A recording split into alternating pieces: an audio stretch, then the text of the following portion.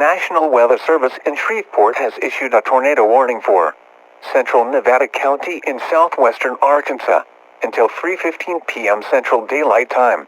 At 2:48 p.m. Central Daylight Time, a severe thunderstorm capable of producing a tornado was located near Ralston, or 9 miles south of Prescott, moving east at 30 miles per hour.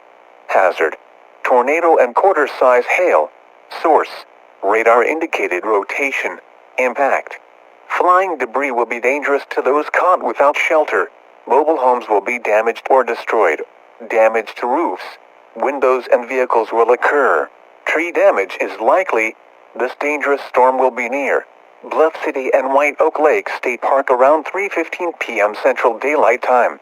Other locations impacted by this tornadic thunderstorm include Laneburg, Morris, Mount Moriah, Cale and Reeder. Precautionary preparedness actions: take cover now. Move to a basement or an interior room on the lowest floor of a sturdy building. Avoid windows.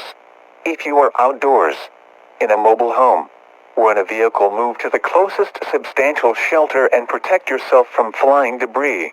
Motorists should not take shelter under highway overpasses if you cannot safely drive away from the tornado.